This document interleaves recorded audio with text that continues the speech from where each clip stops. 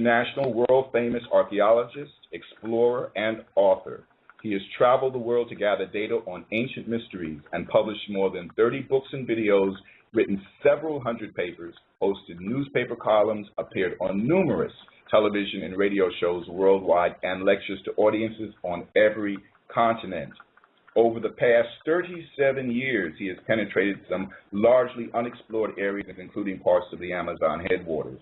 He has also led expeditions to the bottom of the sea and to remote mountain and desert regions of the world. His findings include evidence of ancient Egyptians in the Americas, remains of ancient giants on a remote Pacific island, and of Egyptian chariot parts and skeletal remains scattered over the seabed. Now, this approach has propelled him to the forefront of little-known discoveries that shake traditional theories of our past. In the course of his explorations, Jonathan began to uncover evidence of surprising out-of-place artifacts that should not exist. These artifacts were found on a global pattern, and they suggest an ancient worldwide civilization of astonishing proportions. His book, Dead Men's Secrets, catalogs more than 1,000 pieces of evidence of a lost super science and technology, including dozens of achievements ahead of our day. His other books include Lost World of Giants, The Weapon the Globalist Fear, and 64 Secrets Still Ahead of Us.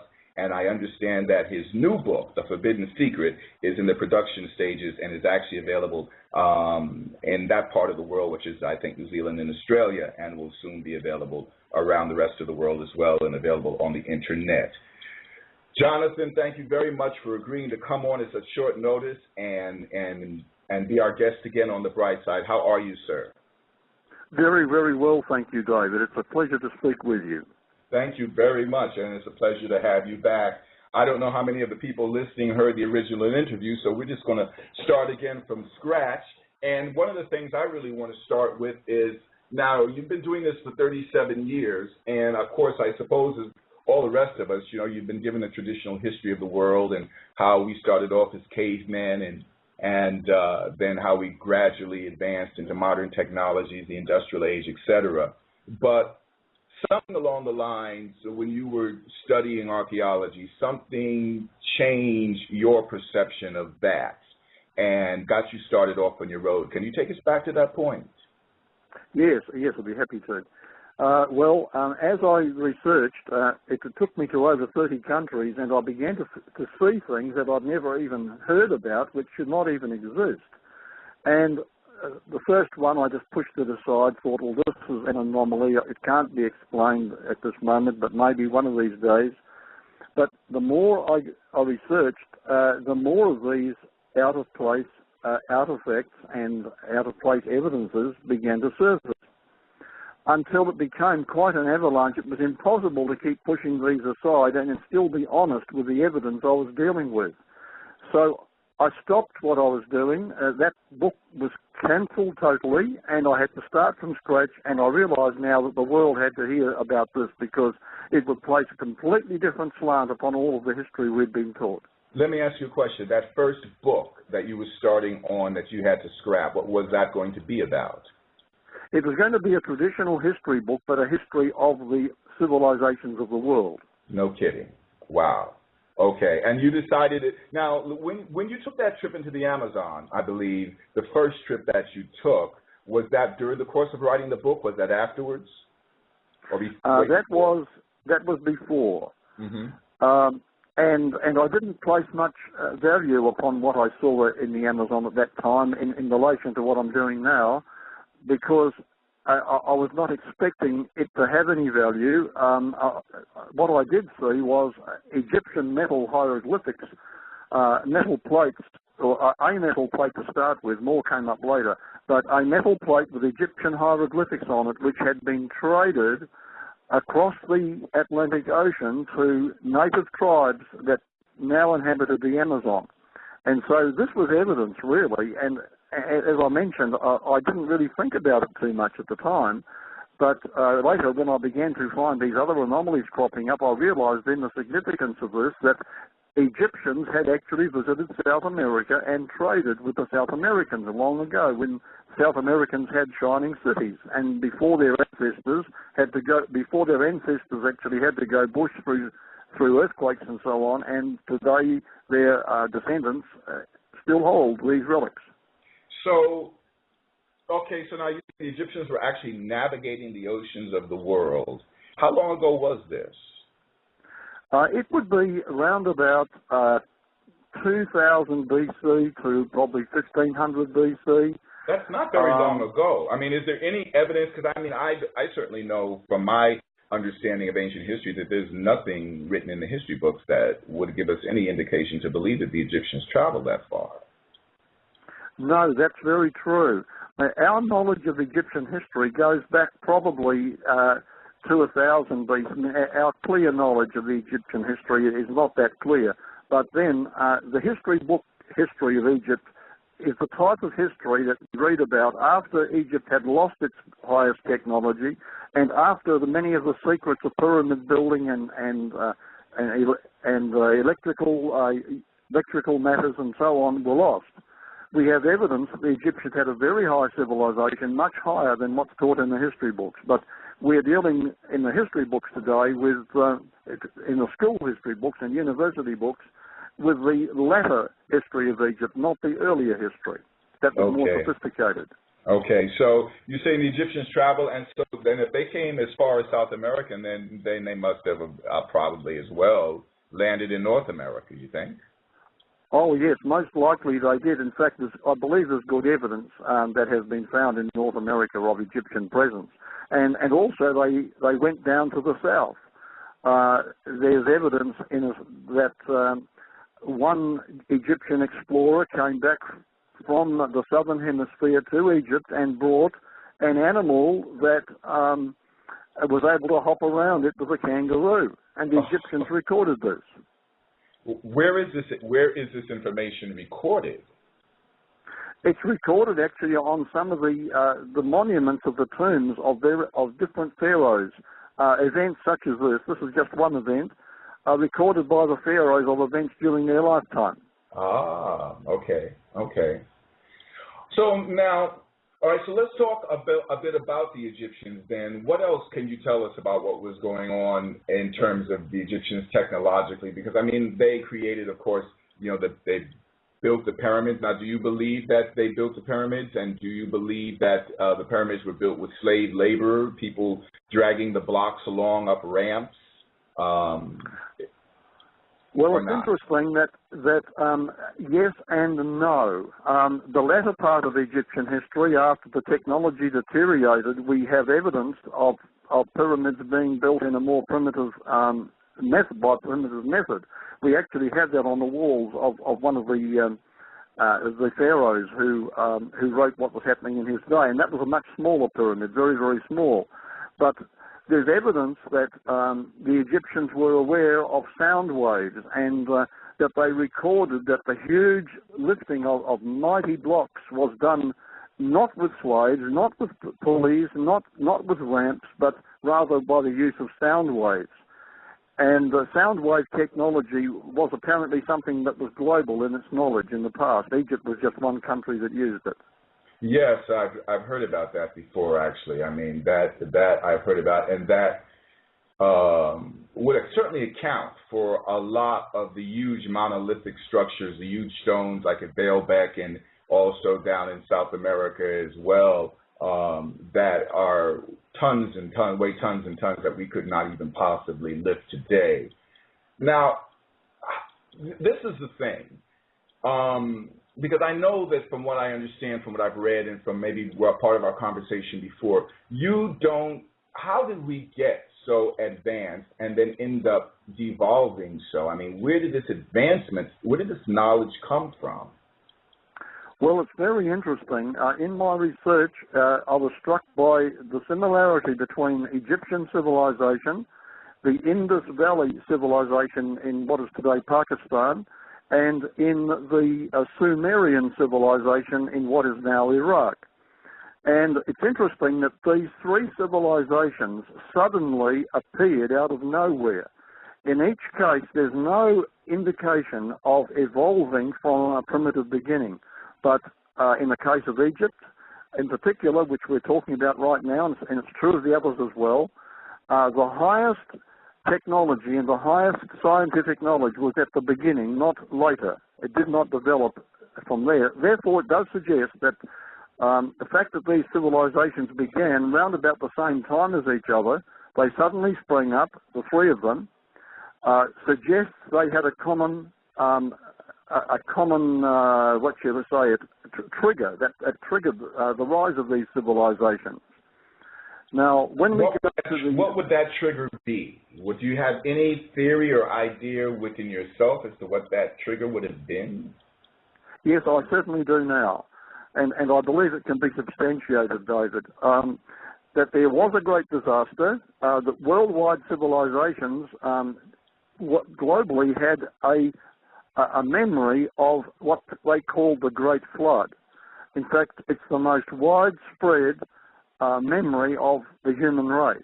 We've got over 600 reports handed down independently across the world of this event. Now, they all state that it was global, that most of the human race was wiped out, and that it began again. The Middle East was the re-establishment point of the New World, and this would account for Egypt, Sumeria, and the Indus Valley being the closest to that centre and being the first civilizations to arise after the disaster. But of course, they couldn't just arise. You'd need enough people, and it would take a few generations, several hundred years, before there were enough people, no matter what knowledge they had preserved, before they could establish a culture. It takes people to do it, even if you've got the knowledge. One family couldn't do it on their own. Now, that civilization, that antediluvian civilization, are you one of the believers in Atlantis? Do you believe it was Atlantis, or do you believe it came from somewhere else? And where do you believe Atlantis was? Well, Atlantis, what I do accept, of course, is that where there is smoke, there's fire. Where there's a legend, there has to be a core of truth. Okay. And some people call it Atlantis. And we do have a story about a place called Atlantis, which came to us fourth hand. It was not a first-hand report.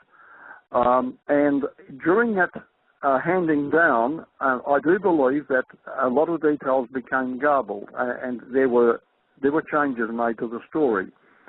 And one of these changes was the length of time between the report and the alleged event. Now, also another change was the size of Atlantis. I'm open, actually, as I know a lot of other researchers who are looking at all the facts are open to the fact that Atlantis could be either pre-flood or post-flood, depending upon how you interpret the story. Well, if it's post-flood, then if it's post-flood, then that means we have to still find a civilization that was pre-flood. So, I mean, in order for all of the, because, I mean, I know that a lot of people do feel that, we had the extraterrestrial jump start, and I know a lot of people don't. But my question would simply be, where would all of this advancement, this advanced technology, where would this knowledge come from? That's a very good question.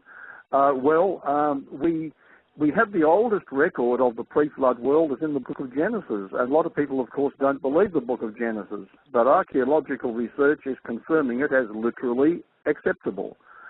And in the book of Genesis, it states that there was an industrial revolution which took place about 300 years before the Great Disaster. Okay. And that not only was metallurgy mastered, but also there were schools of metallurgy. And there was a very high civilization wiped out at the time of the Great Flood. Okay. And so that great civilization then migrated into various places. You said the Indus Valley, Sumeria, of course, Egypt, and then they would have somehow ended up in the Americas as the Mayans, and the Olmecs as well, I would suppose. That is right, yes. From the Middle East, they went west, and they found the Americas at a very early stage. Okay. Interesting. Now, All right, so let's go back to the Egyptians again. So now we have these high civilizations, and apparently very high. Give me examples. Now we talked just a little bit already about Egypt. Let's cover a few more examples of their superior technology, just to give a clear indication to our listeners as to how technologically advanced they were than us. Well, yes. For example, here's something that we have by inference rather than by evidence, but I think it's so interesting and it's so valid that we ought to mention it first. Okay. Whenever you go into the old buildings of medieval Europe, you see smoke on the ceilings of these buildings, the ones that are still standing. And this is naturally because smoke sources for light were used, lamps, oil lamps or candles and so on. Right. Now today we don't have that. You look up your ceiling where you are now, and I and mine, and we use electric lights, and we don't have smoke on the ceilings. It's right. a non-smoking source of light. You go to the older buildings in not just Egypt but Asia and other places, and you will find the oldest places where there is evidence that man has lived and where he's painted beautiful paintings, particularly in Egypt, where they go inside mountains and places where sunlight could never reach. But you would need something like sunlight to execute these beautiful paintings. You couldn't do it any other way. And there's no smoke on the ceilings. No smoke whatsoever. We're talking... Yeah, I'm sorry. Go ahead. No, this does tell us that they had a smokeless source of light. And not even caverns. I don't even want to use that word. I want to use the word rooms, and tunnels that are hundreds of rooms and tunnels many, many feet beneath the earth. Are we not talking about places like that? Oh, yes, we certainly are. And mirrors have been... modern researchers have tried to use reflection by a series of mirrors from daylight into the interiors, but it's not adequate. It doesn't work. I couldn't even imagine it working at a certain point in time. So there's no known actual what can I say, artifact that points to the fact clearly that they had, say, electrical lights, or is there? No, we do not have artifacts, but we do have written records.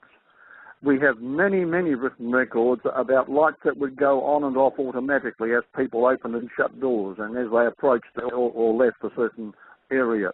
And, of course, that does fit with what we have reinvented in our day. We have lights which are heat sensitive and so on that come on and off, and we have the electrical charges that can open doors and shut doors and put lights on, take them off by remote control. It appears that in Egypt they must have had that. There are so many reports of it, and they're all in agreement on that. Well, that's actually pretty amazing, just in light of what, I mean, I know myself, I was always a fan of ancient Egyptian history, and it never crossed my mind, to think, well, gee, how did they paint these walls, in these tunnels and even in these tombs, how did they get it, you just it don't cross your mind, but then when you really put your thoughts to it and you think about it, you realize, particularly now that I'm listening to you and other archaeologists have said the same thing, there are no smudge marks on the ceiling. It's obvious that they had something that they were using that didn't leave any traces of smoke or smudge and allowed them to do these highly intricate paintings, and they are highly intricate. So they must have had something. What else? Now let's slide projector. Tell us about the slide projector. Yes, well, this is a very interesting one. In some of the temples, they had an effect which is absolutely astonishing in relation to what we would expect them to do today, and we would not think it possible that they could do this. But in Egypt, the religion of Nimrod, the mystery religion of Nimrod and Semiramis was carried on, and it was a religion that was outlawed for a while until it became strong enough to take over. You're saying that in Egypt, you're saying that, not in Samaria. In Egypt, yes. It Okay. actually became a global worship ultimately under different names. But in Egypt, originally, a monotheism prevailed, as it did in all countries at the beginning. This is just the opposite from what we've been taught. Okay. That is very interesting. But as religion deteriorated, and the Nimrod Semiramis Babylonian was actually a copy, a counterfeit of purer religion, which defaced it and deformed it. And of course, it was very cruel. It was sexually orientated and human sacrifice orientated eventually. Right. But the priests were, what I'm trying to get to is this, that there was a lot of deception in it, and the purpose of the slide projectors was to deceive the initiates. Mm-hmm. But that will explain why they did it. But let me explain how they did it. It's very, very interesting. Okay. Now, the mysteries had to do with the worship of a dead man, Nimrod. He was given different names like Osiris and so on. Right. And there were ceremonies in these mysteries that were designed to scare the worshippers.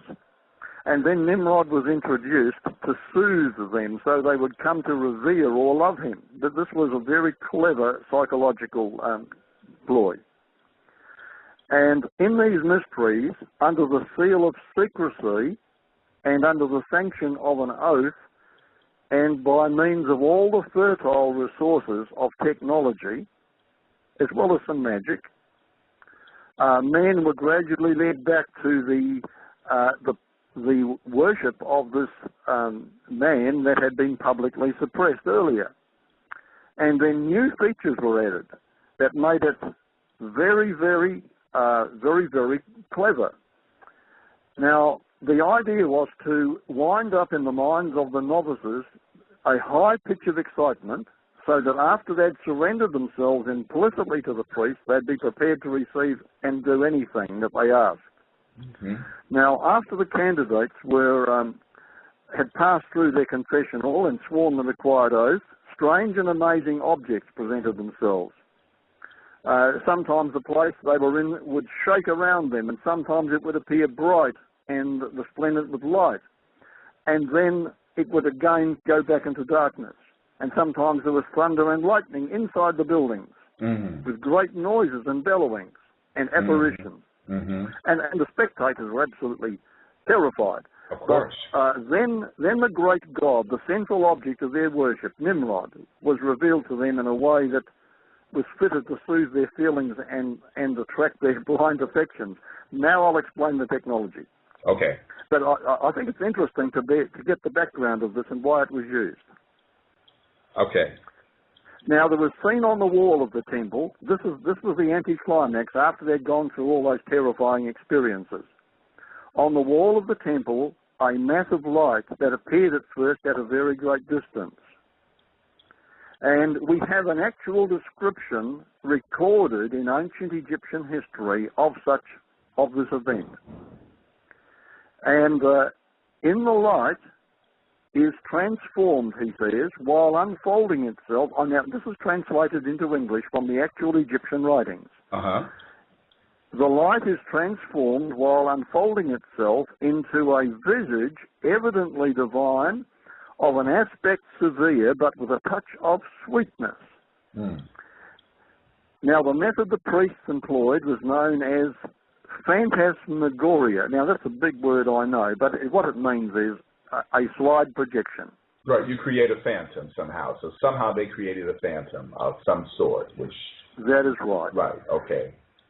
And the projector was arranged to be moved forward and from the screen, like we have with television cameras today, and at the same time it was kept in focus, and the optical effect was that the figures on a screen appeared to dwindle into the distance or to rush toward the observer with a great speed. Clever. And you can imagine, in the hands of crafty, scheming men, this was a very powerful means of imposing the will upon the people. Well, quite honestly, if these people had the ability to build those pyramids, you can't really, what else can you put beyond them? I mean, obviously, it would make some sense that they would have other technology that would be just as astounding. Now, let's move away from Egypt for a minute and let's go to some of the other civilizations, particularly the Indus Valley. And we haven't even talked about China yet, which we need to find out some of the stuff that's going on over there as well. But what about the Indus Valley that was astounding, and what can we get out of the Indus Valley to indicate the high technology that they had back then? Okay, in the Indus Valley, we have evidence of the most meticulous town planning. All the streets being on a grill system, north to south, east to west, showing that they had compass points that they built everything upon. Now, under the streets were all paved. They weren't just mud streets, okay, like we think they might be. They were paved streets, and from each house there was a toilet system, a flush toilet system that went into a city sewer. That's amazing. Okay, that is amazing. Of course, they had these in other countries too, but that's one of the first things that strikes you as you go to Mohenjo-Daro, for example, one of the cities of the Indus Valley civilization.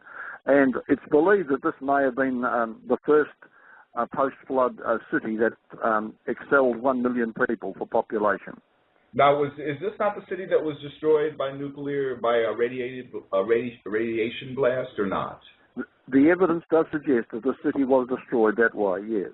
Okay. Can you tell us a little bit about that? Because that is a highly advanced weapon for them to have had in their hands at that time. Yes, most certainly. We also go to records of that general area which are still preserved, speaking of two nations at war, in which one nation warned the other to get out, all the people get out of the city because a missile was coming to destroy it within 7 days, and they had 7 days warning to leave.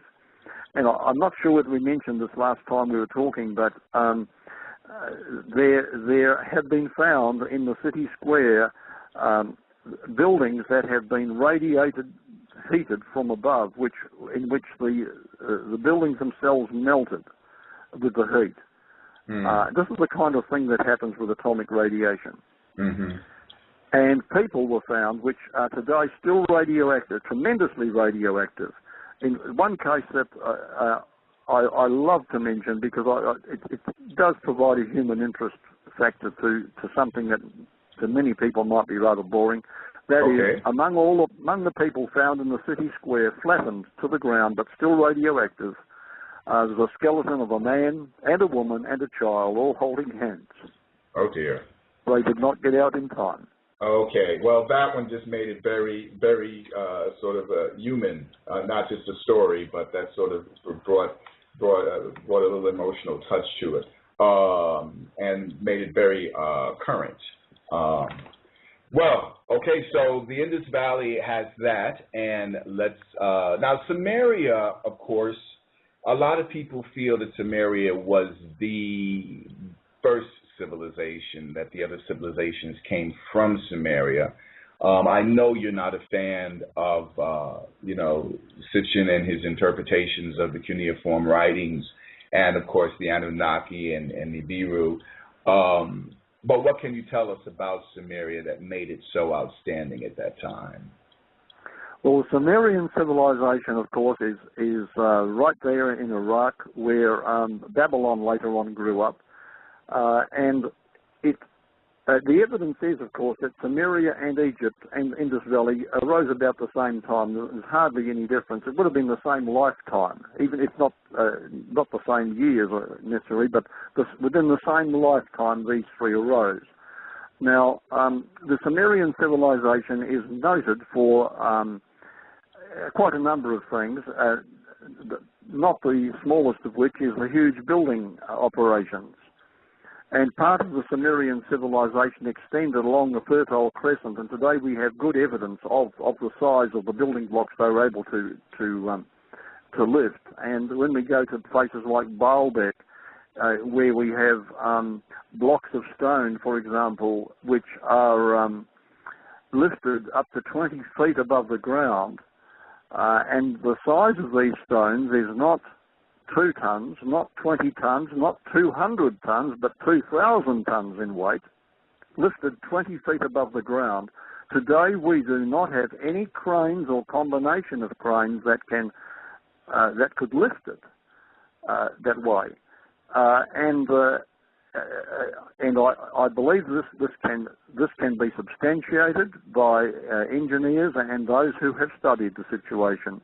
That here we have blocks of stone that we don't know how they did it. And of course, you mentioned sound waves earlier, and I would have to go along with that, perhaps, as being a possibility. It seems very practical, for sure. I certainly know the gentleman, I say practical as if it's something that I can do, but practical as something that's scientific and something that someone who has studied it and who knows how to create those waves can do. I know about the gentleman down in Florida who several years back created the Coral Palace, well, several years back, I guess maybe around the turn of the century, and credited that to sound waves, lifting those heavy blocks and positioning them. Now, you're saying that Baalbek was a part of the Sumerian legacy? Yeah, it was connected with the Sumerian legacy, yes. It wasn't central Sumeria as such, but the Sumerians actually were very practical people.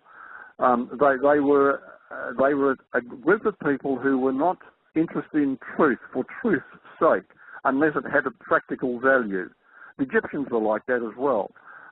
In other words, unless it had a practical value in their everyday life, they were not particularly careful about the details of how they related something. And so they are noted for their fiction writing. And that's a very interesting feature we've got to be careful about when we try to take everything that they write literally. They were also quite... Yes. Go ahead. Well, I was just going to say we have to be careful about that today, too. That's all. Actually. But anyway, go ahead. Seems to be a human trait throughout the ages. Yes, that's absolutely true. And we have certain scholars who've made a name for themselves by taking everything that they write literally and interpreting it as though it was a real story. But when you start to examine and analyse, that all of this has now been translated into English, and so we can analyse it quite easily. It's evident here that there's a lot of hyperbole and a lot of imagination going into their stories, and it's not reliable historical fact. There are other libraries that have been found which give us a much better view of the truth of the times than what the Sumerians left behind for us. Okay, so then to jump ahead really quickly then, so you're not a fan of the fact that according to a lot of people, Nibiru is apparently approaching the planet? No, well, I'm not going to say that we didn't have flybys. What I'm saying is that Nibiru is not the name of any such flyby. Nibiru was simply another name given to the planet Jupiter. Okay. But Sumerians gave it to the planet Jupiter, which is always visible, but to no other heavenly body in the heavens. And we do have their libraries today, and we have their dictionaries, so it's easy now to analyse what they were saying about this. So let me just ask you this, and this is actually for the people that are listening, this is for my own, this is truly one of my own questions, but you're saying that Sitchin is no longer the only person that has access to what the cuneiform writings are saying then, or that he, that there are... Yes, that is true, and it's interesting that the Sitchins, I said Sitchin, but I meant, I've got a little book out now called Sitchin Fiction, but... Sitchin, with due respect, I've corresponded with this gentleman. I've read his book, so he had some very good material in it, but his theories about what goes on in the heavens are totally out of step with the truth of the Sumerian writings, what they even did say. They wrote a lot of fiction, but the fact is, when they did write fact, what Sitchin has interpreted is not what they wrote. His meanings of words are not at all in harmony with the dictionaries they've left behind. Now, it's only recently that Sumerian dictionaries have been made available to us, and 3 universities in the world now have these accessible, and they've put them on the net for us. So anyone can check this up. That the word meanings given by our friend Zechariah Sitchin, not one of those word meanings corresponds to the actual meanings of the names. In my opinion, it was all made up. Well, that's deep. There are a lot of Sitchin believers out there. I just want to take a minute also to say to the listeners, the people that are listening live, feel free to call in, say within the next 23 minutes, and ask your questions of our guest, Jonathan Gray. He'll be happy to talk with you. Please use the number that's there on the Brightside show page. It is toll free. And as I said before, we definitely are happy to have you call in and ask your questions. Now, let's leave the Sumerians alone for a minute. Let's jump over to the New World, to the Mayans. What kind of familiarity do you have with some of the high technological advances that they had? Well, the Mayans were absolutely wonderful with their study of the stars and the sky. Well, they were probably the world's very, very best on that. And they had telescopes. We have good evidence of that. They had a knowledge of the calendar which is more accurate than ours is today, than our modern calendar. So do you give credence?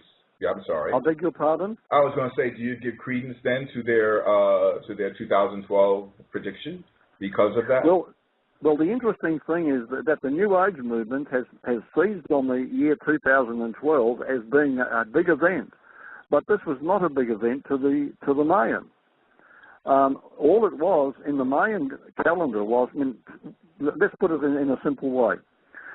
Every month the moon gets back to the same spot in relation to the Earth. It takes a month. That's where we get the month from, for the moon to encircle the Earth. It takes our planet 365 and a quarter days to circle the sun. That's right, isn't it, roughly? Mm-hmm. And then it takes our solar system 25,000 years to circle, to do our cycle around our Milky Way galaxy. Mm-hmm. Now, these are normal cycles that have no special events attached to them. And then the Mayan broke that up into 5 cycles of 5,000. And they looked at the beginnings and endings of cycles because of their accuracy in astronomy. They calculated that in the year 2012, our solar system would be crossing the equator of the Milky Way. And so they said that's a convenient spot, a very logical spot to end a calendar. And then they extrapolated back from the end of that calendar to give it a beginning. And the most recent beginning would have been 3,112 or thereabouts BC. And so that gave them a 5,000-year cycle. But there was no prediction of world destruction or anything. It was simply an astronomical cycle that would repeat itself. There are larger cycles, longer cycles, shorter cycles, and that's all there was to it as far as the Maya were concerned. Okay. Let's talk a little bit about some of the other let's talk about some of the technological advances maybe in your end of the world. Now, Easter Island, obviously I think that's probably been one of the places that you visited. What can you tell us about what you saw there and the construction of those stones, maybe how they were created, the statues, the moai? What can you tell us? Well, it's very wonderful. Those people also had the ability to lift large weights, and if we think that they just carried they cut these big stones in the quarry and then transported them by slaves or pulleys or ramps to where they had to go, just forget it. They did that no more than the Egyptians did it. They had an ability which was great. You've got them taking from the quarry. We know where the quarries are on Easter Island, and they carry these huge stones, hundreds of tons in weight, across the island, and then they lowered them down onto ledges halfway down cliffs facing out to the ocean. These stones were impossible to go across the island the way we have imagined, simply because they had left no traces of the rocks having been, of the ground having been worn away or scraped. They had the same technology as the rest of the world did back in those days. These people were very smart. Do you think they had a common communication system? Oh, yes, I certainly do. As a matter of fact, in ancient times, we do have records of what we would today call probably cell phones. Aha. Okay, I'm laughing. No, seriously. we have records left from us from the first century of a man called Eusebius, for example. He said, I love speaking with my friends far away. He says, I carry this little gadget around hanging on my neck like a necklace. And he said, we can talk to each other, even though there's many days' travel between us. Okay. Well, what happened to the human race then? What happened if indeed these technologies were present in our history? What happened? How did we fall so far from having that kind of knowledge to where we entered the dark ages and then had to climb back out with almost a whole different kind of knowledge? What happened in your estimation? That's a fair enough question. Disasters, both man-made and natural. There have been tremendous earthquakes, and I think probably earthquakes would be the best example of natural disasters. And earthquakes can raise land and sink land very quickly as well. I noticed that they say Japan has moved 8 inches through the earthquake this week. Yes, indeed. And that's a whole pole shift. I don't know if it's the magnetic pole or whatever, but there's been a change as well in that. So, go ahead. So changes can come very suddenly, and we don't even know it. The rest of the world wouldn't know about it. In fact, land has risen 2,000 feet overnight in South America. We've got the city of, I'm deviating here a little bit, but we've got the city of Tiwanaku in Bolivia, which was a seaport. But now it's 12,000 feet above sea level. And that happened pretty quickly. Yeah. And I heard that people who climb to the top of Mount Everest find sand. So Yes, they do. And water creatures. Yeah. Sea creatures. Yeah. So, that's a little unnerving, really, because, as we see, and I know I'm deviating now too, but as we see with what happened in Japan, change can come at a drastic level right away. I mean, take a group of people, a town, a nation, a country, a landmass by surprise, and alter everything. So you think that had something to do then with how we could, fall so far technologically? I would think that would be one contributing factor. Certainly for the South American civilizations, they were wiped out mostly because of disasters like that. However, in the Middle East and Asia, there was warfare, and nuclear energy was involved. And when you get such a thing, it's not the less advanced nations, the third world countries, as we call them today, that would get wiped out so much. It would be the most advanced nations fighting each other that would wipe each other out. Okay. And of course, and then there's this cultural aspect that can destroy civilization as well. The Roman Empire was very sophisticated, and we've got many examples of this from the time of the Roman Empire. But when it disintegrated, the barbarians came from the north, and the Roman Empire just fell apart.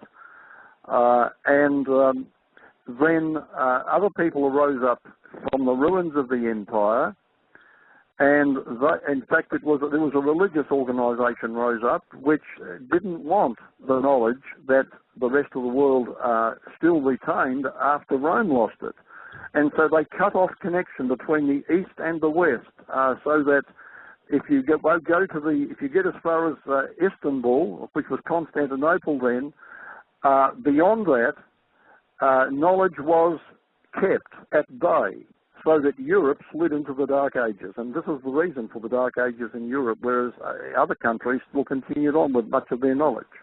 Just as a byproduct of what you're saying now, and this is a question I think I wanted to ask you the last time, what kind of knowledge do you think was lost in the fire at Alexandria? 1 million books had been destroyed in the Alexandrian library. And the Arab conquerors who took over Egypt actually didn't know what was in those books, or they would have been more careful, I think, because what we find is, I think there were several hundred swimming pools in Alexandria, if my memory is correct, and for 6 months these were heated with the books of the Alexandrian library. Oh, dear. The water was heated in the fires that warmed up the swimming pools. Okay. Terrible tragedy. So we would have had a wonderful library. We would have had a completely different concept of ourselves historically and maybe even technologically had those books not been destroyed, more than likely. You're absolutely right, David. I agree totally with you, what you just said. Okay. Tell us a few more things about some of the, when you were out and you were, doing you were writing, say, your first book, Dead Men's Secrets, there must have been several things that you came upon that you just went, oh my goodness, it just must have taken you aback for a minute. Maybe you had to sit down and think about it for a second. Give us a few ideas of some of the things that may have taken you by surprise. Oh, well, one was the tremendous medical advance and knowledge, the technology associated with medicine in the ancient world. We have, for example, X-rays, and these were not just in China. They were in a number of places where a person's body would be put in front of this machine, and it would show up the inside of their body and where any problems were. Amazing. So we today would call those X-ray machines. Mm-hmm. That's amazing. We also have over in the Americas, off the coast of Florida, big blocks of stone that were thrown into the ocean, and they've been brought up, some of them, and they've been used in modern construction around the seacoast, and they include big blocks which show drill holes through them, but the drill holes are not circular. Uh-huh. The drill holes are star-shaped. So you've got a star going right through hard rock from one side to the other. Now, however on earth did they do that? Wow. Because drills go in a circle. Yeah. That kind of boggles the mind to think about. Okay. And give us another example. Well, we have, talking about drills, we go to Egypt and we find that around the pyramids there are stones which have been drilled in ancient times when they were put into place, and modern engineers swear that the drills had to have been rotating 500 times faster than our modern drills can ever do.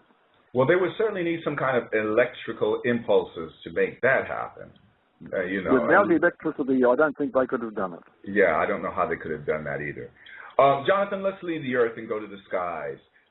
The moon. Now, did the Chinese go to the moon? Well, the Chinese were not noted for their fiction. Unlike the Sumerians, they would only write facts, nothing else. Uh-huh. And this was decreed by a Chinese emperor very early in their history, that no historian would ever be permitted to write fiction or he would lose his head. So you can be sure they were pretty careful. Okay, yeah, I would think so. So now, the Chinese recorded in a number of places in their writings the fact of voyages to the moon. Whoa. And they not only record voyages to the moon, but they describe craft that could land on the sea, go under the water, fly in the sky, or fly to the moon. They also describe what the Earth looks like from the moon. They describe the surface of the moon exactly like astronauts have described it in our day.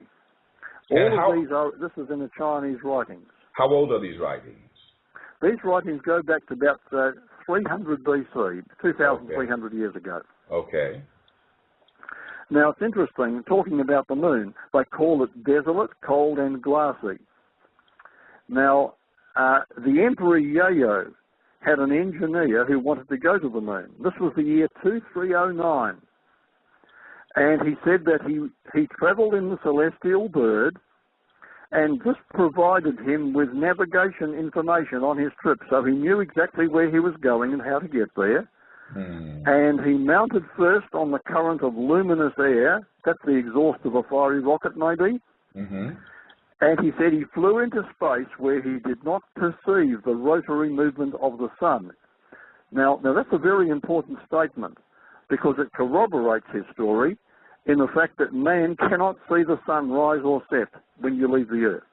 No, okay. Yeah, so how would he know to say that? Yeah, how would he know to say that unless he had actually experienced it, is what you're saying. Exactly.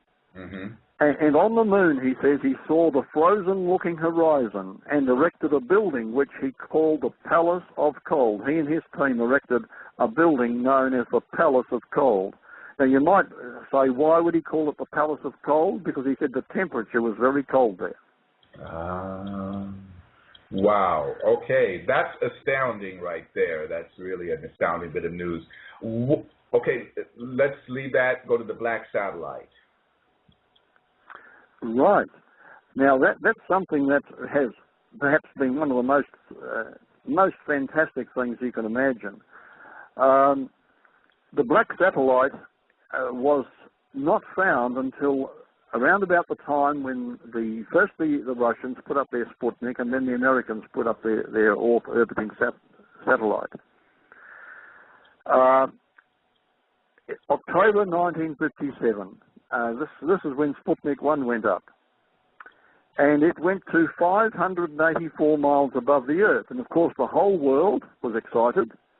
There was a lot of disbelief because only just about 10 years before, one of the world's leading space scientists has said we'll never ever be able to do this. It's physically impossible. Well, within 10 years it was done. And people began to glimpse the shining artificial moon skimming across its path from east to west against the stars. And only 4 months later, America did the same. Now, this is when this discovery came, and it was hushed up pretty quickly.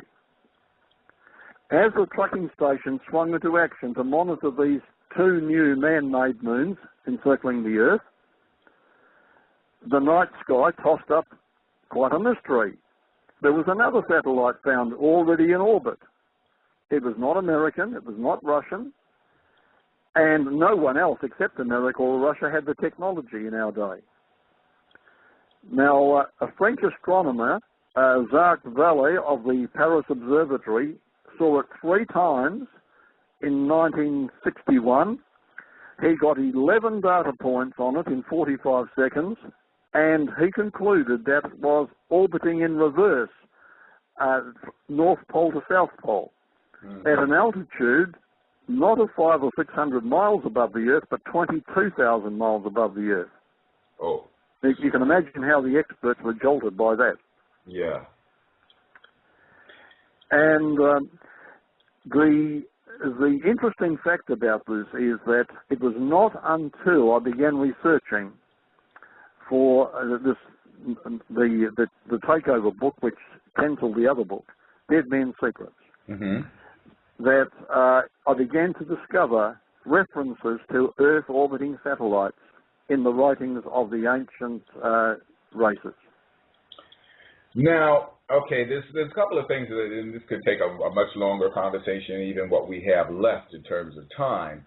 But now, the Indus Valley civilizations were pretty clear in their writings about the Vimanas. What do you feel about them? Oh yes, most certainly. And if you compare the Indus Valley writings with the Indian writings, you'll notice that these Vimanas are given where there's instruction books written, which are now being translated, have been translated, and they're being looked at in American universities here and there, as well as universities in some other countries. And there are instruction books on how to construct a Vimana and how to avoid collisions in midair with other Vimanas. And some of these so-called Vimanas, whatever we want to give them a name, could contain up to 300 passengers. We have this in these old writings going way, way back about 3,000 or 4,000 years. Wow. Now, the thing that I find the hardest to understand in all of this is it seems like to me this could be more easily grasped if these civilizations existed 12,000 years ago or maybe 15, because then it would seem like, okay, well, here's a long enough period to lose all that technological knowledge in. And for it to get lost in, you've got 15,000 years. Okay, well, it can go somewhere. But you're according to you, this is maybe just 3,000 years BC, 2,000 years BC. That's not very long.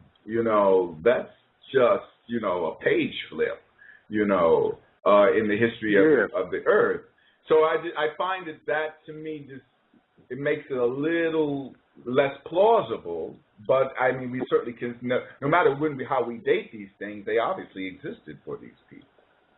Yes, they did, and I believe that we can make this we can understand this perhaps a little more realistically if we give a hypothetical example of something that might happen in our own day, perhaps if it did ever happen in our own day. Okay. Just suppose, for a moment, the awful possibility that your hometown, David, or mine was forever wiped off the map. Just imagine, what would future generations find?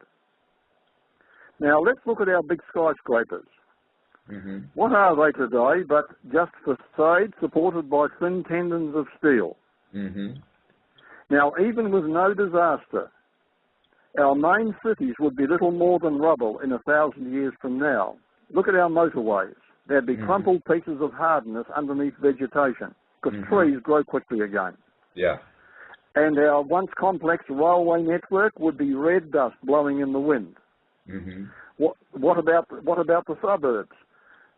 Well, few house chattels would survive the corrosion of time. Generally, paper books can't last more than a few centuries. That's why we have to recopy them. Plastics will eventually disintegrate when exposed for long periods outside. And everything metallic would disintegrate and be destroyed. Hair dryers, automobiles, carpets, photographic plates and film, and what's more, all iron and steel skyscrapers would rust and crumble to earth. Nothing would be left except a few stone structures downtown and maybe a few statues. Mm-hmm. Because stone is the only indestructible material. It will survive a dead civilization. Mm-hmm. Isn't it ironic? Nature allows dressed blocks of stone to survive, but not thick iron girders.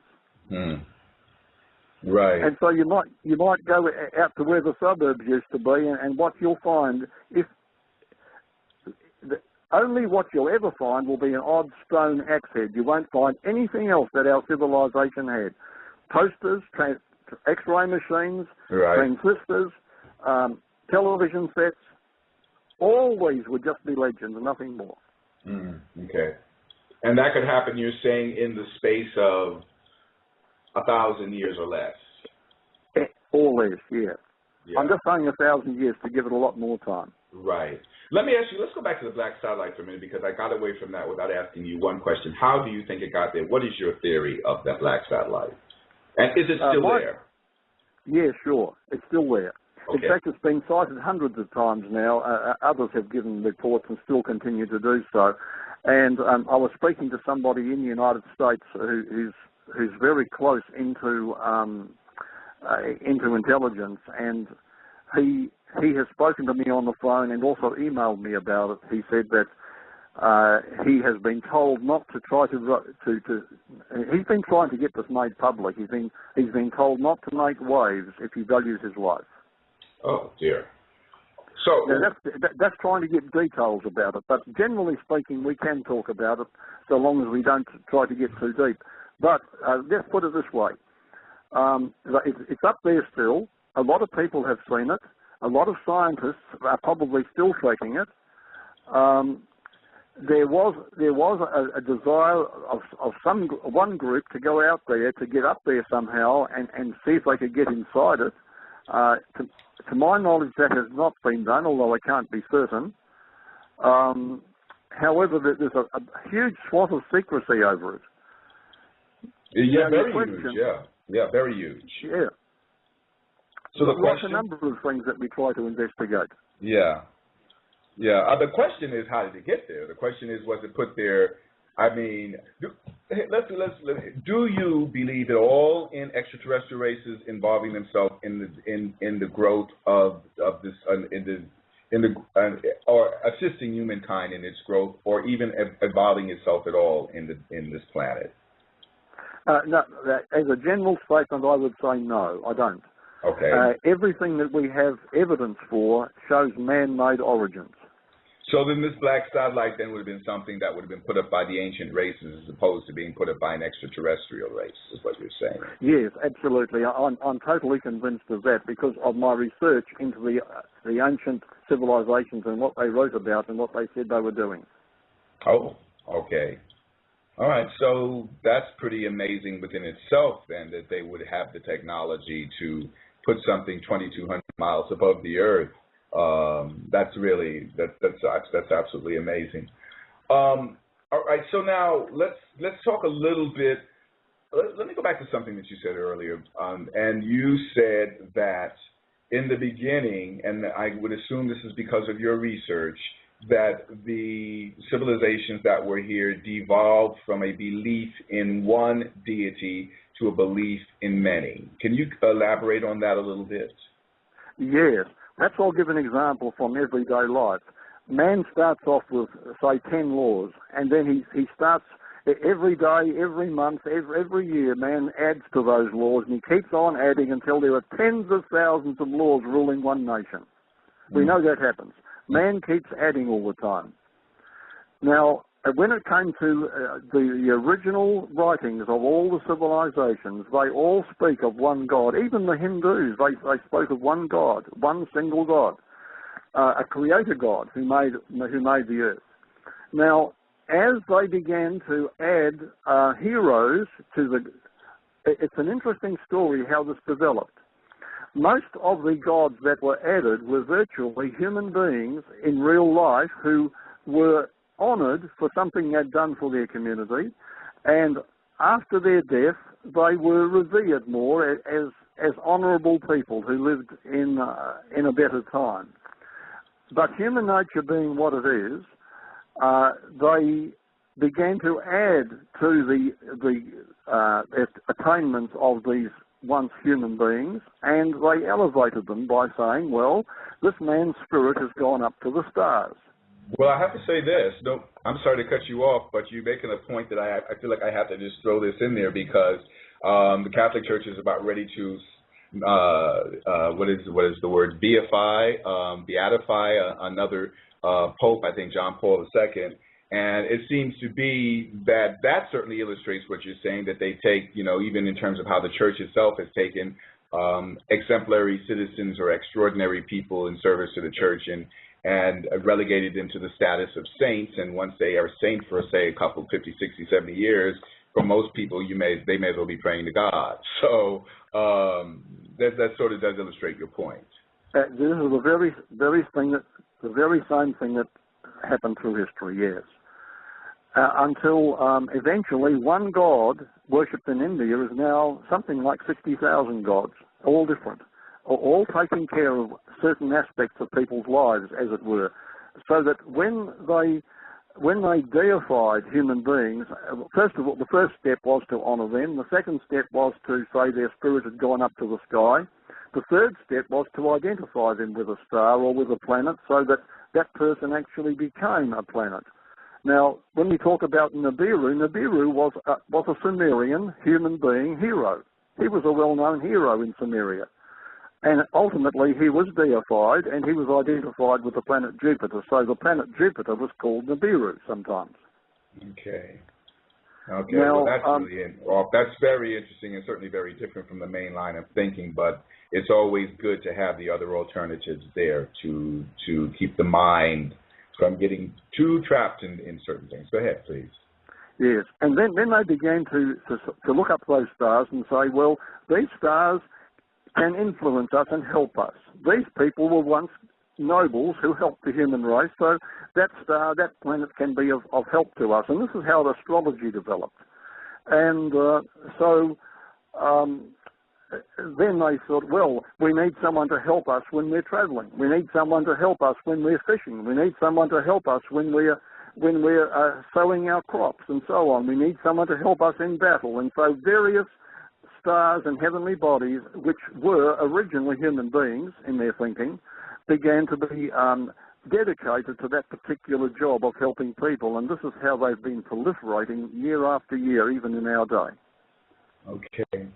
All right. Well, that's certainly a very interesting take on and a different take, but one that, it may well help some people to understand a little bit more, how people have sort of developed in terms of starting off with the monotheistic approach, and then gradually it becoming, many more gods that people worship. We certainly are seeing the same examples today, so we can't certainly say that it didn't happen that way. Now, in terms of something that we had mentioned the last time, and I think that, we were just getting into it when we actually had to end the show due to technical difficulties, and when you were talking about stuff being dumped into the Atlantic Ocean. Remember that? Yes. You're speaking of artifacts, artifacts being dumped into the sea, yes. Yes. Talk about that for a little bit so that people can understand the lengths to which certain things are being hidden. Yes, well, there's a magazine in Australia, a good friend of mine, Duncan Rhodes, runs it. It's called Nexus Magazine. I don't know if you have it in America in the shops or not. Yes, we do, but, yeah. Right. And Duncan and somebody that was writing for him uncovered the fact that the Smithsonian Institute, now the Smithsonian is dedicated to public dissemination of knowledge for the world, but it's been taken over by a group of men in recent years who are more intent on protecting a theory that's also around us. And so anything that they're given that seems to threaten or put that theory at risk is put down in the basements. It's hidden or lost. Lost is deliberately lost, or else it has been, on one occasion at least, loaded up on a boat, a whole lot of these things, loaded up on a boat and dumped in the Caribbean Sea. That's really amazing. The story. That is really amazing. I just want to say to our listeners again, please feel free to call in. This is your time to call in and ask your own questions. I'm sure as you're listening to this conversation that certain things are crossing your mind, and if I don't ask them and you want to hear them, you're going to have to be the one to call in and ask them. How much do you think it would change things if people really knew what the past was like and what's being hidden from them? Oh, it would make a big change, and I believe it would be a change for the better. Today, unfortunately, and I write about this in my book, so I might as well mention it on air, we are taught a theory that man has come from an ignoble past, from a muddy past, as some microbe in the slime, and that he has gradually developed to where he is now, and that each human being is an accident. We're all accidents. We're here by accident, and that we, in the views of those who are now planning for the world's future and are getting a very tight control, most people on this planet are simply of no value, but they're useless eaters who are expendable. Now, Hitler adopted that theory. So did Stalin. So did Pol Pot. So did Mao in China. And as a result, 100 million people were slaughtered over the last century just because of that theory. Mm. Now, that's a dangerous theory in my mind, and we've got to get rid of it. And a revised history will show us that our ancestors were dignified people. They were people who were very intelligent, and we're descended from them, and every one of us has value. Now, and I appreciate you saying that, because that's something that everybody needs to hear and everybody needs to understand, is the value of their own individuality and how much it is worth. Now, this is something that you do cover, I believe. I don't know if it's in Dead Men's Secrets, but you do cover this very interesting tale or legend about the caves. And in the caves, there are drawings of people wearing modern clothing. Now, tell us a little bit about that. Yes, well, we're taught that cave people were primitives, and that they were just evolving from savagery. This is what the popular view is, as we all know. Now, wherever we want to go, let's go to West Borneo, for example, in Indonesia. There's a network of caves. You can go there. They're hollowed out like a cathedral, like a great cathedral under the sky, and within them, fabrics of extreme fineness and delicacy, which have been produced on a loom, on a machine that makes clothing, was found in the cave, which was inhabited by these so-called savages. We go to the caveman art, and if you go to Spain, to Altamira, for example, you will find paintings there inside that cave as good as modern paintings. And they're made how long ago do they date back to? There's writing in the caves also, which is almost identical to the writing of the Sumerian people of about 1000 BC. At the very earliest, 2000 BC, the scripts that we're finding in these old caves is like the scripts found in the civilizations of 2000 to 1000 BC. So these caves are contemporary. That's really, really interesting. We have a caller, and I want to make sure that we give him an opportunity to ask his question. I believe it's Will from Pennsylvania, one of my favorite people. Let's see what Will has to say. 1 second. Jonathan, I think I just lost my screen. Let's go back for a second. Let's see if we can get this. There we go. Okay, Will, how are you? Okay, can you hear me? Yes, I can. Can you hear me? Okay, I'd like to ask Jonathan a question. Recently, I received in the email that there was a U.S. led search team by a professor from University of Hartford, Connecticut, who was saying that he believes he's found the submerged city of Atlantis north of a place, I'm probably going to mispronounce this, called Cadiz, Spain, buried at Dona Ana Park. And I was wondering if Jonathan knew anything about this, or if he thought that this has anything to do with Atlantis. Jonathan. Oh, yeah, very interesting question. Thank you. It's interesting that over the last 20 years, I have been noticing reports much like this one, exciting reports.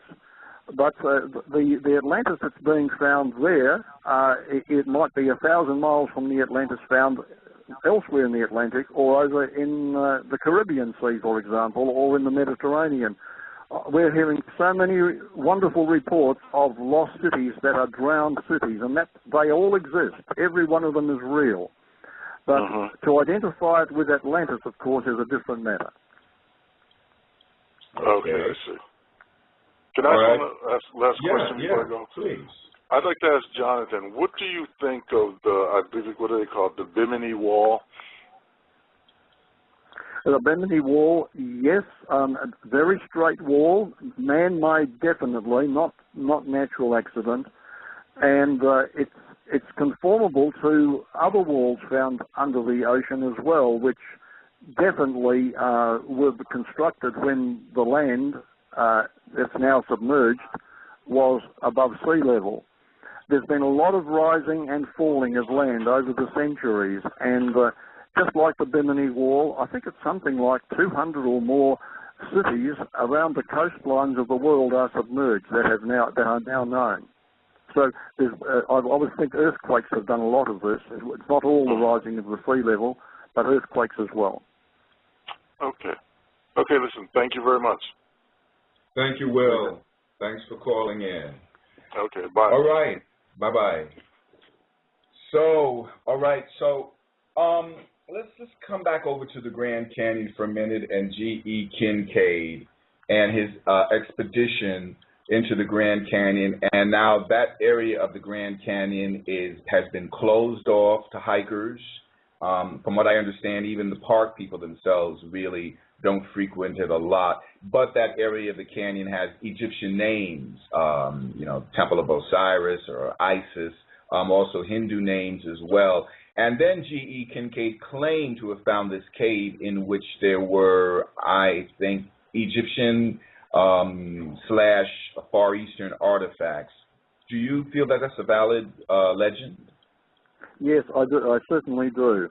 The newspaper report is a genuine report. There's no reason. In fact, let me put it this way: the policy that archaeologists normally follow is to believe an ancient report or to believe any written record unless there's good reason to dispute it. Mm-hmm. And there is no good reason that I know of to dispute the newspaper report as not being genuine. Firstly, we're dealing with a report that named, it was published at the time when the event is supposed to have happened. The people are real people. The locations are real locations. We're looking here at also a Smithsonian man who, Kincaid, being on a Smithsonian expedition. And I've had an email from the grandson of a gentleman who apparently was alive at the time, and the email stated that this man was present when artefacts from that cave were sent across, when they were shipped across to the Smithsonian in the eastern states. You go there today or you contact them today, they don't know anything about it. Now, this to me is typical of what goes on with certain organisations who are now renowned for their cover-ups. That's pretty amazing. I mean, the fact that, I certainly know growing up in school here in the United States, you have a certain history of the country, and when I first picked up a magazine that even hinted that Egyptians were over here or that the Phoenicians were over here or even the Hebrews were over here, I was a little shocked. I mean, I'm a fan of ancient history, so I felt a little offended, really. I was just like, whoa, I've grown up all my life, and all you need to tell me this has been happening, and this happened, and I've been led to believe that, it wasn't until 1492 or whatever that all of a sudden this new land was discovered. Meanwhile, people have been coming here all the time and leaving artifacts behind. So it does really make a difference, I think, in how a human being perceives itself, if that person has a clearer idea of what's going on before it, So this news obviously is pretty interesting. Are there any other cities or anything that you think might be here in the Americas that maybe people don't know about that maybe they should be more aware of? Well, there's a half covered up area in Texas where with huge walls like the walls of the city that has been reported from time to time. It's never been excavated, but there could be well worth an expedition right there in the United States and Texas to zero in on that spot and perhaps start digging deeper. And the walls that have been seen go down very, very deep into the ground. So there could have been something rather big there. I can't give the actual location because I'm just remembering something that I've studied earlier, but I've got it documented here somewhere in my office. And I can give details. Do you think that North America would have had maybe itself as grand a civilization as the Mayans or the Incas at some particular point in time? Oh, yes. In Canada and in Mexico, there are reports of a great civilization that was wiped out between them. In other words, to the Canadians, it was south of Canada. To the Mexicans, it was north of Mexico. Okay. And what country lies between them? Well, there you go. Okay. Good old U.S. of A.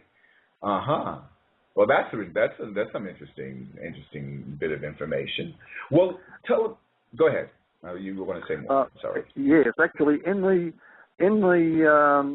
Death Valley region, early explorers in the 1800s left behind documentation of their visits and stated, a number of them, that there appeared to have been a great city near is it the Gila River, Gila?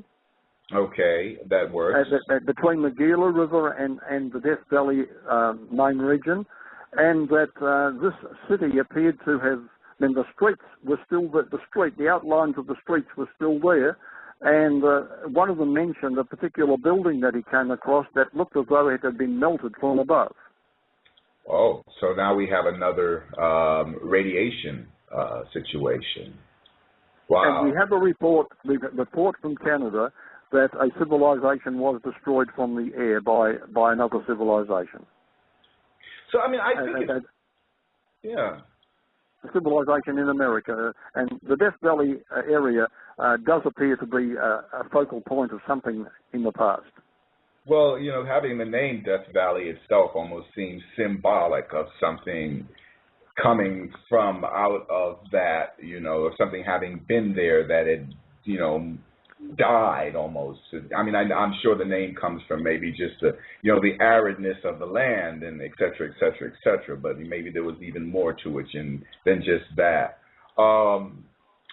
Okay, this is really some fascinating stuff that we've been talking about because it really appears that the human race had a very advanced history, one that we're not really used to hearing when we read the books. Of course, I think you were the one that mentioned in either in our last interview or whatever of the caveman, you know, knocking the woman over the head with the club and dragging her off to the cave.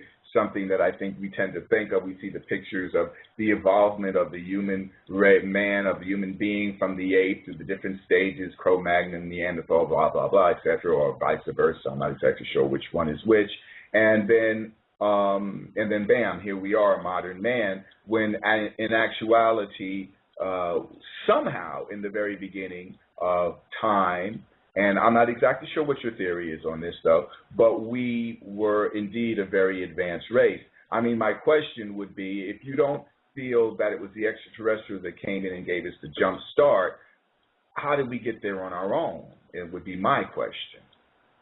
Okay, and this is where we get into my new book, where I prove from genetics that we had to have been man's intelligence, man's life, intelligence and personality. The law of cause and effect, which is an established scientific law, states that the effect cannot be greater than the cause. That's quite scientific. Now, for us to have life and personality and intelligence would require a source that had life, intelligence and personality outside time and space, creating what we have become. In other words, we are a product, a very clever product of an intelligent source that has personality like we do, because we are not greater than the source that gave us life. That's my... Yes, that makes absolute sense. I'm sorry if I'm cutting across you here because what you're saying. No, that's fine. I'm feeling obligated to jump in because you're saying things that I really can identify with. Okay, so this is in your book's Forbidden Secrets. Is that the book that covers that? Yes, the Forbidden Secret, the first few chapters of Forbidden Secret cover that, and I'm getting reports back from people who are very skeptical about that very idea, who now say that this is compelling. So the evidence is compelling once we get into it. Let's talk a little bit about your other books. Tell us a little bit about what's in them. The Lost World of Giants. This actually gives, I think it's 99 examples of giants in the ancient world. I didn't quite reach the 100. I don't know why. I usually try to reach the acme of perfection, but there's 99, and there's plenty there, and there's a few photographs showing that ancient man was large. In fact, the scientific world today, even Charles Darwin admitted that the fossil record shows that men and animals and trees and plants were much larger than they are today, the same kinds. I mean, sheep were as big as horses, for example. Mm-hmm. And everything was much larger in the early world before the Great Flood. And the Great Flood explains the change of environment, which would bring about everything decreasing in size. But it was not just a flood, it was a cosmic disaster. And there are still large people on the earth, but nothing like we used to be. Well, how big did we used to be? Well, skeletons have been found. I mean, I've got a friend working in Ecuador. He's a Czech scientist. He's working in Ecuador with the government, which is a rarity. And he's found 12-foot skeletons. I think he's talking now about 20-foot skeletons, so the man was pretty big in the past. Okay, that's exciting. That's from The Lost World of Giants. The weapons the globalists fear. The Weapon the Globalist Fear is the book that is exposing the fact that we are created beings and we're not an accident of evolution. And that is the book of Genesis. It's the most hotly attacked and contested book on the face of planet Earth. And that particular book, I've gone through all the scientific statements in the book of Genesis that show it's the earliest and most accurate scientific book we've had in history. Okay, I can see why that would cause some problems for some, and for some people who are maybe more theologically oriented, you would think that they would accept that. That might still cause problems for them too. So I could understand why that book would be high up on the list of books that have been attacked and feared. And 64 Secrets still ahead of us. That deals with, in Dead Men's Secrets, I catalogue more than 1,000 secrets of the ancient races, technological and knowledge that was more advanced than later, and which we're rediscovering today. Well, these 64 secrets are knowledge from the past that is still ahead of our day. Okay. So everybody that's listening right now, and for the archive listeners as well, when you tune in, Jonathan Gray, our guest today, has some books out there that I think will really pique your interest in our history, give you an opportunity to explore areas of thought concerning the origins of mankind, of the technology that we had in the past, certainly things that you're not going to get in your normal history books at all. And I would certainly advise you to at least go to his website, which is beforeus.com. Is that not correct, Jonathan? That's correct, beforeus.com. Beforeus.com. We're really happy that we managed to have an opportunity to talk with you today without all of the technical difficulties, and get all these questions in and get a clearer understanding of your perspective, your theories about the planet and about the technological achievements that we had on this planet, which are real. They are real. So, Jonathan, I just want to thank you for being a guest on our show. If you just want to hang out a little bit to the other side of the ending, we can say goodbye then. But I would like. And electrical matters and so on were lost.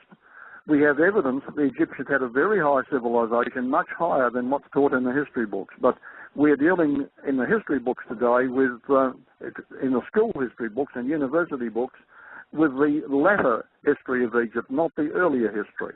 That was more sophisticated. Okay, so you're saying the Egyptians traveled, and so then if they came as far as South America, then they must have probably as well landed in North America, you think? Oh, yes, most likely they did. In fact, I believe there's good evidence that has been found in North America of Egyptian presence. And also they went down to the south. There's evidence that one Egyptian explorer came back from the southern hemisphere to Egypt and brought an animal that was able to hop around. It was a kangaroo, and the Egyptians recorded this. Where is this information recorded? It's recorded actually on some of the monuments of the tombs of different pharaohs. Events such as this. This is just one event. Recorded by the pharaohs of events during their lifetime. Ah, okay. So now, all right, so let's talk a bit about the Egyptians then. What else can you tell us about what was going on in terms of the Egyptians technologically? Because, I mean, they created, of course, that they built the pyramids. Now, do you believe that they built the pyramids, and do you believe that the pyramids were built with slave labor, people dragging the blocks along up ramps? Well, it's interesting that yes and no. The latter part of Egyptian history, after the technology deteriorated, we have evidence of pyramids being built in a more primitive method. We actually have that on the walls of one of the pharaohs who.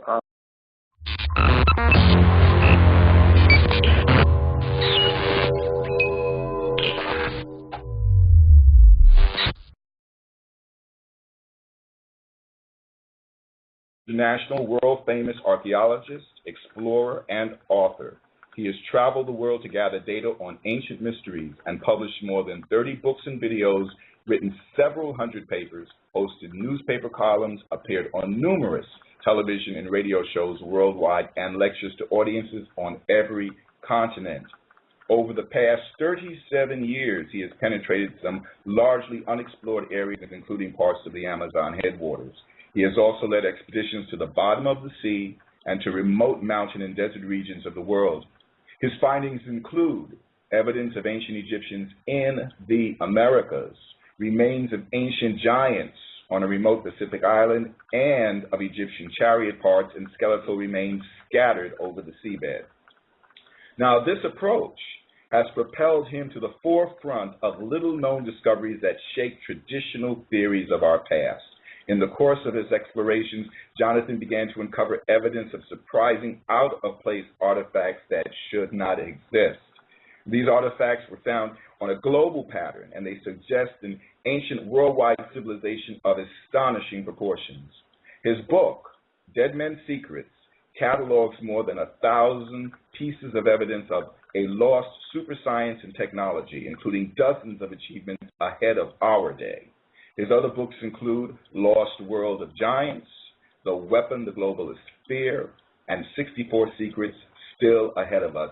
And I understand that his new book, The Forbidden Secret, is in the production stages and is actually available in that part of the world, which is, I think, New Zealand and Australia, and will soon be available around the rest of the world as well and available on the internet.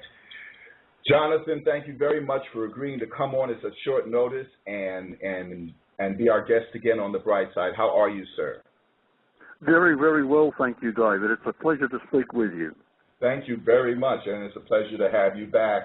I don't know how many of the people listening heard the original interview, so we're just going to start again from scratch.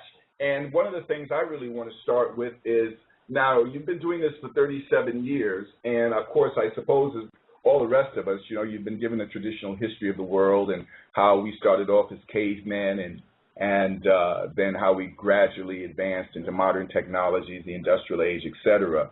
But something along the lines, when you were studying archaeology, something changed your perception of that and got you started off on your road. Can you take us back to that point?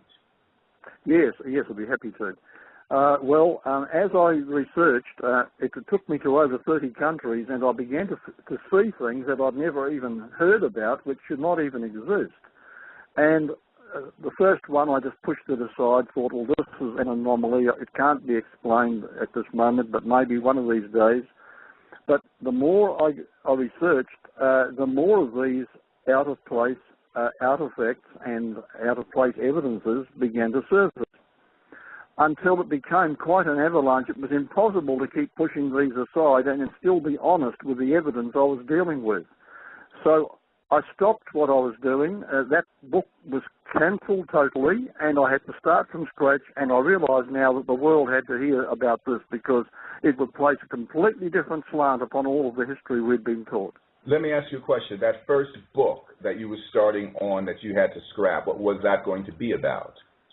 It was going to be a traditional history book, but a history of the civilizations of the world. No kidding. Wow. Okay. And you decided it. Now, when you took that trip into the Amazon, I believe, the first trip that you took, was that during the course of writing the book? Was that afterwards? Or that was before. Mm-hmm.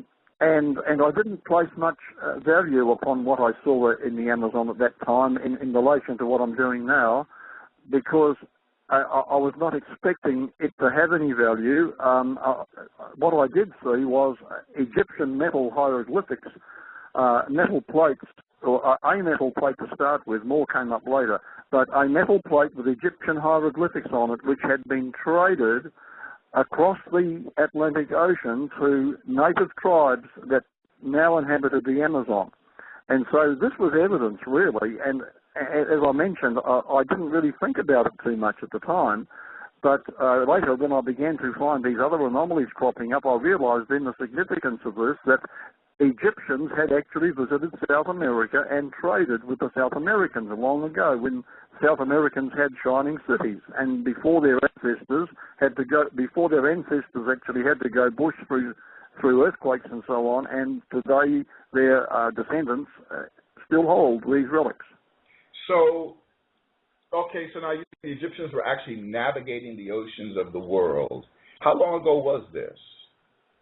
It would be around about 2000 BC to probably 1500 BC.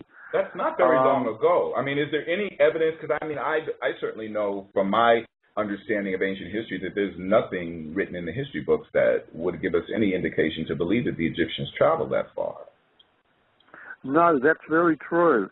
Our knowledge of Egyptian history goes back probably to 1000 BC. Our clear knowledge of the Egyptian history is not that clear. But then the history book, History of Egypt, is the type of history that we read about after Egypt had lost its highest technology and after many of the secrets of pyramid building and who wrote what was happening in his day. And that was a much smaller pyramid, very, very small.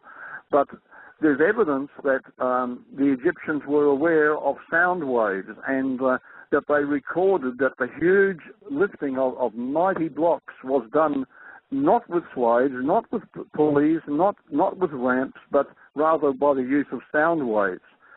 And sound wave technology was apparently something that was global in its knowledge in the past. Egypt was just one country that used it.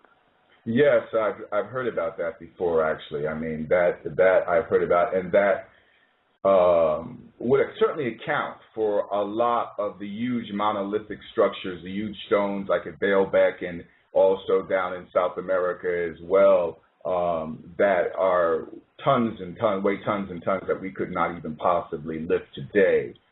Now, this is the thing, because I know that from what I understand, from what I've read, and from maybe part of our conversation before, how did we get so advanced and then end up devolving so? I mean, where did this knowledge come from? Well, it's very interesting. In my research, I was struck by the similarity between Egyptian civilization, the Indus Valley civilization in what is today Pakistan, and in the Sumerian civilization in what is now Iraq. And it's interesting that these three civilizations suddenly appeared out of nowhere. In each case, there's no indication of evolving from a primitive beginning. But in the case of Egypt, in particular, which we're talking about right now, and it's true of the others as well, the highest technology and the highest scientific knowledge was at the beginning, not later. It did not develop from there. Therefore, it does suggest that the fact that these civilizations began round about the same time as each other